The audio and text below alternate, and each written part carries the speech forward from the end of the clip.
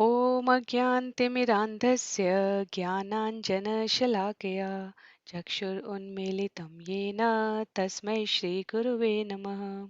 जय श्री कृष्ण चैतन्य प्रभु नित्यानंद श्री अद्वैत गदाधर श्रीवासादि गौर भक्तवृंद।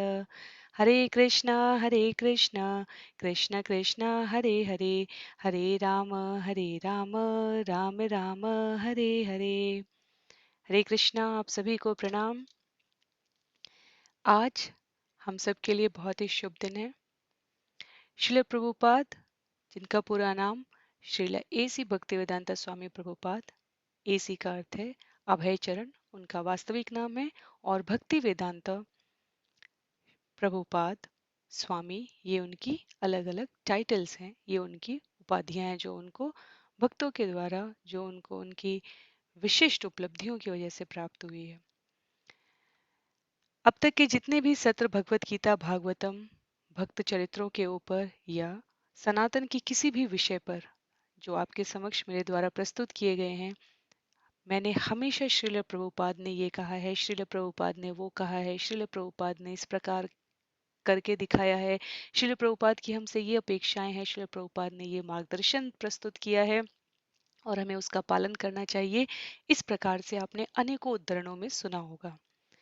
आज से हम आरंभ करने जा रहे हैं वो सत्र जो नियमित रूप से आपके लिए उपलब्ध रहेंगे, श्रील प्रभुपाद की पूरी आध्यात्मिक यात्रा के। कौन है श्रील प्रभुपाद? कैसे उन्होंने सनातन के सिद्धांतों को, महत्वों को प्रचार प्रसार की एक अलग अनूठी मिसाल के द्वारा देश में नहीं, किसी राज्य की सीमा में नहीं, किसी व्यक्ति मानक परिधि में नहीं, अपितु अंतर्राष्ट्रीय स्तर पर, भूमंडल पर इतने विकसित रूप में प्रसारित किया कि जहां कहीं भी हरे कृष्णा हरे रामा, जहां कहीं भी इस्कॉन का नाम, जहां कहीं भी श्रील प्रभुपाद का नाम आता है, एक जैसी समरसता और एक जैसी सामंजस्यता दिखती है। क्या कहने का आशय है मेरा कि श्रील प्रभुपाद, इसी भक्ति वेदांता स्वामी श्रील प्रभुपाद, जो कि इस्कॉन के फाउंडर आचार्य, इस्कॉन अर्थात अंतर्राष्ट्रीय कृष्ण भावनामृत संघ के संस्थापक आचार्य हैं। उन्होंने सनातन पद्धति को, वैदिक रीति को विज्ञान के तरीके से, जैसे हम विज्ञान के विषय पढ़ते हैं आज भौतिक प्रगति के लिए, वैसे ही आध्यात्मिक प्रगति के लिए किस प्रकार से वैदिक वांग्मय के शास्त्रों में इकट्ठे हुए विषय को सार रूप में प्रस्तुत किया है। आप सबके समक्ष कुछ रखना चाहूंगी। विचार करके देखिए, जब हम सोशल मीडिया पर, फेसबुक पर, व्हाट्सएप पे, यूट्यूब पर, अलग अलग प्लेटफॉर्म पे माध्यम से इस प्रकार के चित्रों को देखते हैं तो हमें एक विशेष गर्व की अनुभूति होती है। किसका प्रताप है ये कि जगन्नाथपुरी की रथ यात्रा निकलकर आज विश्व में ऐसा कोई प्रसिद्ध शहर नहीं है जहां जगन्नाथ जी की रथ यात्रा नहीं निकलती। ऐसा कोई शहर नहीं है जहां पर हरे कृष्णा हरे रामा का सेंटर नहीं है। ऐसा कोई जाति, जिसे हम कहेंगे कि क्रीड कास्ट, कोई ऐसी व्यवस्था नहीं है जहां पर कि आपको इस्कॉन डिवोटीज ना मिल जाएं। अर्थात भगवत गीता को पढ़ने समझने वाले, चैतन्य चरितामृत को अपने जीवन में भाव रूप में उतारने वाले, श्रीमद् भागवतम से सृष्टि के आरंभ से लेकर कहाँ सृष्टि का अंत होने वाला है इसका ज्ञान लेने वाले आचार्य प्रस्तुत ना करें आपके समक्ष इस ज्ञान को। कहाँ से आरंभ हुआ ये सब? तो बहुतों का, आप में से बहुत सारे भक्तों का, श्रोताओं का निवेदन था, और इसलिए इस विषय को और गहराई से समझने के लिए कौन है ये युवा जो देश का नहीं, समाज का नहीं, पूरे अंतर्राष्ट्रीय स्तर पर सनातन का प्रतिनिधित्व कर रहे हैं। कौन है वो जो अनेकों अनेक स्थानों पर अंतर्राष्ट्रीय स्तर की उपलब्धियां अर्जित करके श्रील प्रभुपाद की शिक्षाओं को अपने जीवन में उतार रहे हैं। बहुत सारे प्रसिद्ध यूनिवर्सिटीज के प्रोफेसर्स ने, वैज्ञानिकों ने, हमारे जो डॉक्टर्स वर्ग हैं उन्होंने, बिजनेसमैन ने, एंटरप्रेन्योर्स ने, स्टूडेंट्स ने, विद्यार्थियों ने श्रील प्रभुपाद की शिक्षाओं को एक स्वर में आत्मसात किया है। कुछ तो गहराई होगी, कुछ तो बात होगी, अन्यथा इस प्रकार के चित्रों को जब हम देखते हैं कि एक दिल्ली के किसी एक शहर के, दिल्ली के एक किसी भी आप एक स्थान पर खड़े होकर, बनारस के, अयोध्या के, मथुरा के किसी एक स्थान पर जब आप खड़े होते हैं और इस प्रकार से कहीं किसी और ही दुनिया के लोगों को भगवत गीता की पुस्तकें वितरित करते हुए देखते हैं, नेक्टर ऑफ इंस्ट्रक्शन उपदेशामृत वितरित करते हुए देखते हैं, भक्ति रसामृत सिंधु वितरित करते हुए देखते हैं, जब आप किसी और ही शरीर का वर्ण कुछ और है लेकिन आप देखते हैं कि उन्हें आध्यात्म की जानकारी हमसे आपसे अधिक है, तो कितनी गर्वों की अनुभूति होती है। ये जो अहम है, हम आध्यात्मिक जीवन में कहते हैं अहम बेकार है, लेकिन ये जो अहम है, जो ये एहसास कराता है कि मैं भगवान का हूँ और भगवान मेरे हैं, मैं श्रील प्रभुपाद का हूँ और श्रील प्रभुपाद मेरे हैं, ये अहम सर्वश्रेष्ठ है इस भौतिक जगत में। तो ये पूरा सत्र विकसित करने का एक प्रयास है, विनम्र, अत्यंत विनम्र प्रयास है कि उन श्रील प्रभुपाद के चरित्र के बारे में, उनके जन्म से लेकर उनके युवावस्था में उनके संघर्षों के बारे में, किस प्रकार से उन्हें इस्कॉन जैसी संस्था को स्थापित करने की प्रेरणा जागृत हुई, कौन थे उनके गुरु, कैसे थे उनके माता पिता, कैसा रहा है श्रील प्रभुपाद का बचपन, किस प्रकार की शिक्षा उन्होंने प्राप्त की, किस प्रकार का व्यवसाय किया, किस प्रकार पारिवारिक जीवन का संचालन करते हुए उन्होंने अपने गुरु के आदेश को पालन किया, और क्या था वो आदेश जिसने उनको इस स्तर तक प्रेरित किए रखा कि 70 साल की उम्र में, जब कई लोगों की जीवन की दूसरी पारी भी समाप्ति की ओर होती है, उन्होंने स्वयं से कहा और अनेकों प्रयासों के बाद अंततः अपने गुरु का आदेश पूरा करने के जो अ, अभियान था उसकी ओर कदम बढ़ाते हुए $8 के बराबर भारतीय रुपए लेकर, बिना किसी संस्था, बिना किसी स्थान के, महीनों की यात्रा करके विदेश में पहुंचे। और वहां भी उनकी यात्रा कोई केक वॉक नहीं थी, कोई बहुत सरल, सुगम और सहज नहीं थी। इस ज्ञान को यहाँ से वहां ले जाने का उनका औचित्य क्या था, उनकी प्रेरणा क्या थी, ये सब कुछ हम समझने का प्रयास करेंगे। कई हजार पत्र लिखे हैं श्रील प्रभुपाद ने अपने 10 वर्ष, 12 वर्ष के जो प्रवास का उनका समय रहा है। 14 बार धरती की परिक्रमा की है उन्होंने, सिर्फ और सिर्फ जो सनातन धर्म का ज्ञान है उसका प्रचार प्रसार करने के लिए। 18,000 श्लोक, जिन्हें हम शायद अपने जीवन काल में एक बार पढ़ पाए या 2 बार पढ़ पाए, उन्होंने एक एक श्लोक की सुंदर प्रस्तुत व्याख्या प्रस्तुत की है हमारे लिए। किसमें? श्रीमद् भागवतम महापुराण में।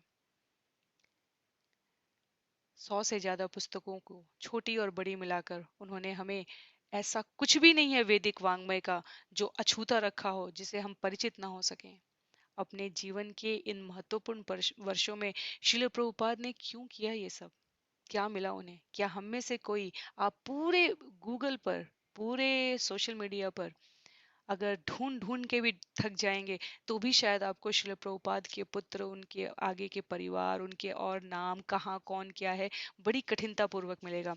लेकिन आप किसी भी अंतर्राष्ट्रीय शहर का नाम डालिए और आप वहां पर इस्कॉन का सेंटर देखिए, तो आपको आराम से मिल जाएगा। क्या उद्देश्य है श्रील प्रभुपाद का? किस भाव ने उनको, चैतन्य चरितामृत में चैतन्य महाप्रभु कहते हैं, गांव गांव और शहर शहर के कोने कोने तक, पूरे विश्व के, पृथ्वी के इस भूभाग पे जहां मनुष्य रहते हैं, वहां पर हरे कृष्ण कृष्ण कृष्ण हरे हरे, हरे राम राम राम हरे हरे, इस महामंत्र का जाप पहुंचेगा। और श्रील प्रभुपाद को कैसी प्रेरणा थी, किन तथ्यों ने उन्हें इस प्रकार प्रेरित रखा कि उन्होंने जीवन में आने वाली किसी बाधा को इतना महत्व नहीं दिया जितना महत्व इस शरीर के अंदर जो आत्मा है, जो जन्म जन्मांतर से भगवान का संबंध उस जीव के साथ क्या है वो भूल चुकी है, उसके रिवाइवल के लिए, उसको याद दिलाने के लिए लगा दिया।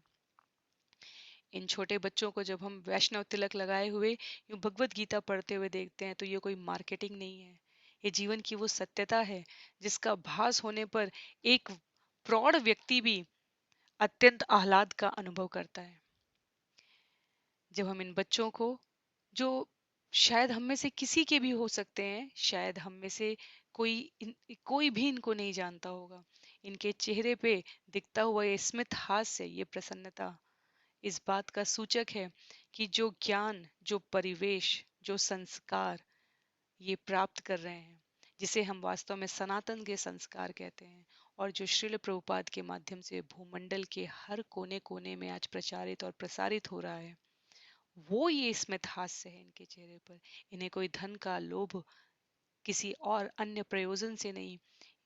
आप आज अगर इस्कॉन के नाम पर सबसे बड़ी कोई शिकायत देखेंगे तो वो ये रहती है कि जो जितना बुद्धिमान होता है, जितने प्रतिष्ठित संस्थान में रहता है, उसको इस्कॉन के प्रति उतनी ही निष्ठा आ जाती है। तो लोगों को लगता है कि इसके पीछे कोई हिडन एजेंडा है।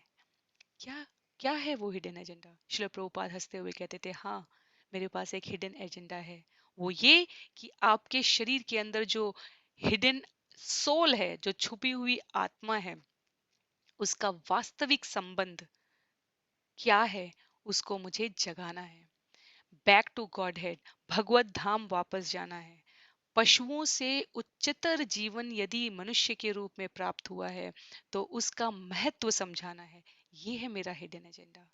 इतना ही नहीं, श्रील प्रभुपाद की अतीव अनुकंपा से अगर आप विचार करके देखिए तो तिलक क्यों लगाते हैं, विग्रह पूजा क्यों करते हैं, कितने ही तो नाम उन्होंने राधा कृष्ण, अपने जो चार वैष्णव संप्रदाय की परंपरा है, कुछ नाम तो बस यूं ही समा जाते हैं हमारे अंतःस्थल में। कभी भगवान का कीर्तन करने अगर हम चलें, श्री राधा श्याम सुंदर, श्री राधा माधव, श्री राधा कुंज बिहारी, राधा रास बिहारी, राधा गोपीनाथ, राधा पार्थ सारथी, राधा नील माधव, राधा मदन मोहन, राधा रमन, राधा गोविंद देव, ऐसे अनगिनत नाम तो यूं ही विग्रहों की सेवा और विग्रहों के बारे में जानने और सुनने से ही हमें स्मरण में आ जाते हैं।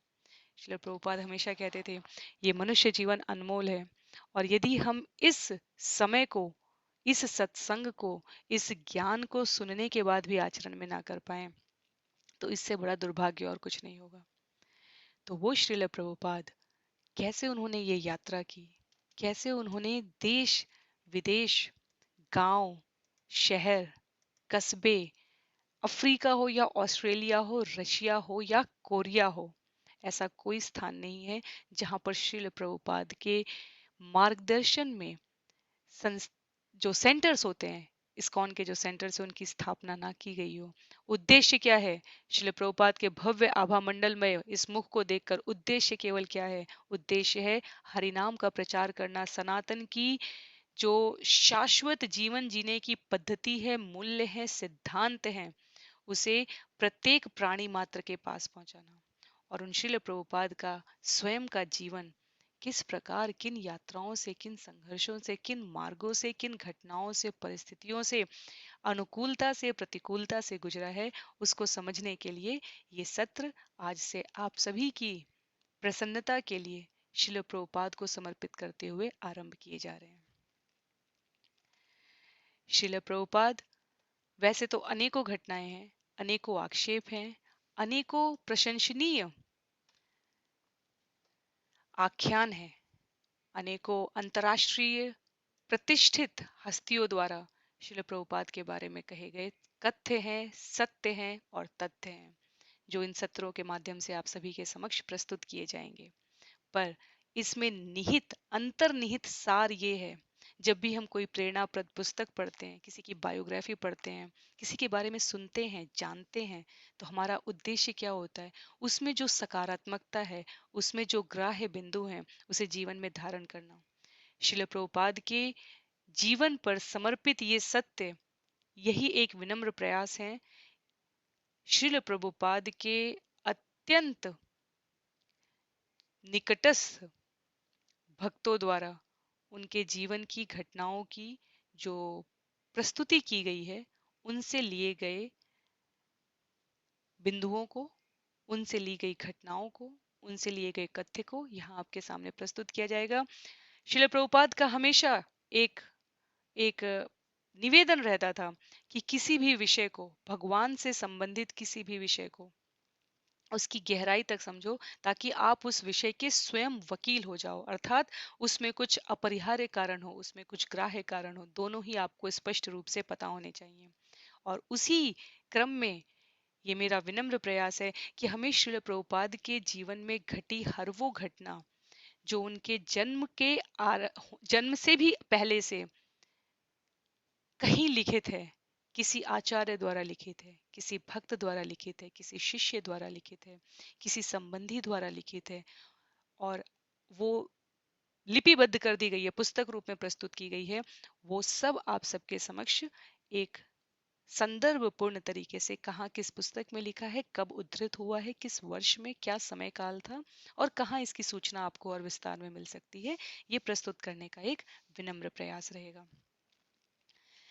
वैसे तो आज के सत्र में कथा को, ये जो श्रील प्रभुपाद की कथा है, उसको आरंभ करने का विचार है, पर उससे पहले यदि विषय का महत्व नहीं पता होता तो विषय के बारे में गंभीरता भी नहीं आती है, इसलिए ये सारे बिंदु प्रस्तुत किए गए हैं। जब हम जानकारी की बात करते हैं, तब श्रील प्रभुपाद ने हमें क्या दिया, इसको समझने के लिए हमें पहले ये समझना होगा कि श्रील प्रभुपाद ने हमें जो दिया उसके लिए उनको प्रेरणा कहाँ से मिली। यूं ही तो कोई कोई धन लेकर नहीं, मैंने $8 की बात इसलिए की थी, यूं ही तो कोई इस चित्र में जैसा दिख रहा है, यूं ही तो कोई किसी के चरणों में नहीं लौट सकता, यूं ही तो कोई गेरुआ वस्त्र नहीं धारण कर सकता, यूं ही तो कोई अपने सिर को, बालों को, जो कि आपके सुंदरता के परिचायक होते हैं, उनको मुड़ाकर वैष्णव तिलक धारण करके घर परिवार सब छोड़कर या साथ में रखते हुए इस प्रकार दंड नहीं धारण कर सकता। यूं ही कोई इतनी पुस्तकों के प्रचार प्रसार पर अपना समय नहीं दे सकता।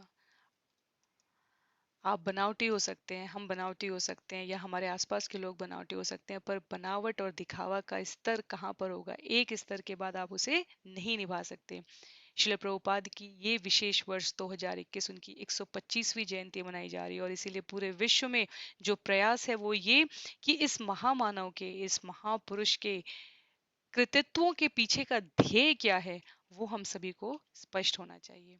तो इसलिए ये पूरी जो श्रृंखला आज से आप सभी के समक्ष प्रस्तुत करने का प्रयास है, इसे आप श्रील प्रभुपाद लीलामृत कह सकते हैं, क्योंकि वास्तव में उनके जीवन में घटी हुई हर घटना अपने आप में एक लीला है।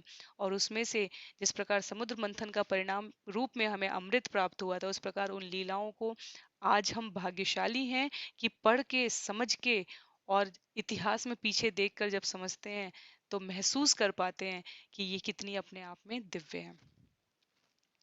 तो इन्हीं शब्दों के साथ आज के लिए हम संक्षिप्त में श्रील प्रभुपाद के सुंदर जीवन चरित्र को, जिसने पूरे भूमंडल पर हजारों हजार प्राणियों को प्रत्यक्ष रूप से और लाखों प्राणियों को अप्रत्यक्ष रूप से प्रभावित किया है, उनके बारे में जानने का प्रयास करेंगे।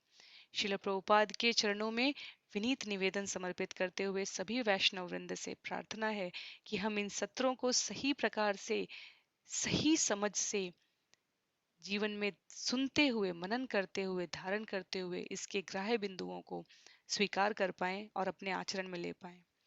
मेरी तरफ से कही गई कोई भी बात यदि अप्रिय है, विरोधाभासी है, या किसी भी प्रकार से, किसी भी पैमाने पर, मापदंड पर उचित नहीं है, तो वो मेरे स्वयं के कहने की त्रुटि रहेगी। श्रील प्रभुपाद के व्यक्तित्व में ढूंढ ढूंढ कर भी कोई एक ऐसा कोई बिंदु नहीं प्राप्त कर सकता जिसमें उन्होंने कभी स्वयं के स्वार्थ के लिए जीवन का एक पल भी जिया हो। जो भी था उसमें सदा सर्वदा परमार्थ रहा, और परमार्थ का भी एकमात्र केंद्रीकरण बिंदु ये था कि हम जीव शाश्वत परमात्मा सच्चिदानंद से अपने संबंध को भूल चुके हैं, और उस संबंध को पुनः कैसे जागृत किया जाए। भगवान स्वयं भक्त अवतार में चैतन्य महाप्रभु के रूप में आते हैं, और श्रील प्रभुपाद चैतन्य महाप्रभु की उन शिक्षाओं को परंपरा रूप में जिन आचार्यों ने धारण किया, उनके मार्गदर्शन में आज हम सब के बीच वपु रूप में, शरीर रूप में उपस्थित ना होते हुए भी अपनी ज्ञान, अपनी शिक्षाओं, अपनी पुस्तकों के द्वारा, अपने चरित्र के उदाहरणों के द्वारा, अपने द्वारा प्रशिक्षित किए गए शिष्यों के द्वारा उपस्थित हैं, जो सनातन को, जो हम सब ने संस्कृत में पढ़ा होता है, सर्वजन हिताय सर्वजन सुखाय। इस अवधारणा के साथ ज्ञान को प्रस्तुत करने के लिए अपने पूरे जीवन को समर्पित कर दिए थे। तो उन श्रील प्रभुपाद से विनीत निवेदन करते हुए उनके सुंदर चरित्र के बारे में हम इन सत्रों में कुछ चर्चा कर पाए और उसे जीवन में आवश्यकता पड़ने पर आचरण में ला पाए। ये अपने आप में इन सत्रों की सार्वभौमिक रूप से ग्राह्यता रहेगी और उत्कृष्टता के रूप में यही हमारी सबसे बड़ी आ, एक तरह से हम कह सकते हैं कि सेवा रहेगी श्रील प्रभुपाद के लिए, क्योंकि वो हमेशा कहते थे कि मैं शरीर रूप में नहीं। श्रील प्रभुपाद से पूछा गया वृंदावन में शरीर त्याग करते समय उनके शिष्य उनसे पूछ रहे हैं, वो वहां पर भी उस समय भी अपने शिष्यों को क्या करना चाहिए और क्या नहीं करना चाहिए का उपदेश दे रहे थे, ज्ञान दे रहे थे। शिष्यों ने उससे पहले उनसे पूछा था, जब आप शरीर रूप में नहीं रहेंगे, क्योंकि शिष्यों के लिए कल्पना से भी परे बात थी। वो शिष्य भी कौन थे? वो कोई ऐसे शिष्य नहीं थे जिन्होंने बचपन से सूर्य को जल चढ़ाते हुए, तुलसी महारानी को भोग में अर्पित करते हुए, या सुबह मंगला आरती करते हुए, या साड़ी धोती तिलक कंठी माला इन सब के साथ जीवन यापन किया। वो सब जहाँ से आरंभ हुआ है उन शिष्यों के जीवन का, वो वैसा समय था जहाँ सभी प्रकार की तामसिक आदतें उनके जीवन में थी। और उन शिष्यों को शिला प्रभुपाद ने सनातन का अनुयायी बना दिया, सनातन का ध्वजावाहक बना दिया। इस ज्ञान को भूमंडल पर प्रचार और प्रसार करवाने में अहेतुकी योगदान प्रदान किया है शिला प्रभुपाद के उन शिष्यों ने। तो हमारा एक विनम्र प्रयास रहेगा कि शिला प्रभुपाद की उन शिक्षाओं को हम समझ पाएं। तो जैसा मैं अभी विषय बता रही थी, जो शिला प्रभुपाद के शिष्यों ने पूछा, ये हमारी कल्पना के बाहर है कि हम आपके बिना हम तो अपने आप को बिल्कुल अशक्त महसूस करते हैं, हम क्या करेंगे? और श्रील प्रभुपाद ने कहा था, मैं मेरी पुस्तकों के द्वारा सदैव जीवित रहूंगा। जीवन में कुछ भी उत्कृष्ट करना हो, जीवन के किसी भी आदर्श मूल्य बिंदु में व्यवहार को समझना हो, तो मेरी पुस्तकों को पढ़ना, मेरी पुस्तकों में तुम्हें वो सब कुछ मिलेगा जो इस जीवन को सफलतापूर्वक जीते हुए भगवत प्राप्ति में सहायक हो सकता है। तो इस विश्वास की अवधारणा को हम जीवंत बनाए रखें। प्रतिवर्ष होने वाली जो बुक मैराथन होती है दिसंबर के महीने में, इसीलिए आज सफला एकादशी के दिन से हम शिल प्रभुपाद के 125वें जयंती के वर्ष में उनकी जो जीवन जीने की पूरी पद्धति रही है उसका स्मरण उन्हीं के चरणों में निवेदित करते हुए इन सत्रों को आरंभ करेंगे। तो आप सभी से अनुरोध रहेगा कि किसी भी प्रकार की शंका, किसी भी प्रकार की त्रुटि, किसी भी प्रकार की विरोधाभास व्यक्तित्व के लिए, या आपको क्या अच्छा लगा उसके बारे में आप इस वीडियो के कमेंट बॉक्स में हमें अवश्य बता सकते हैं। और यदि आपको उचित लगे तो आप अधिक से अधिक लोगों को इसको सुनने और जानने के लिए प्रेरित कर सकते हैं।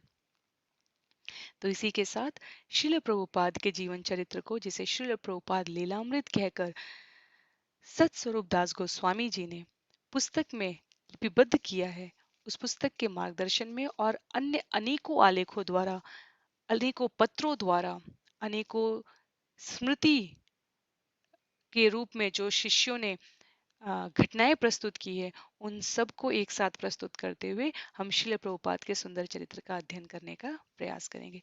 श्रील प्रभुपाद की जय, श्रील गुरुदेव की जय, अनंत कोटि वैष्णव वृंद की जय। तो आरंभ करते हैं श्रील प्रभुपाद के जन्म से, श्रील प्रभुपाद का बचपन कैसा रहा।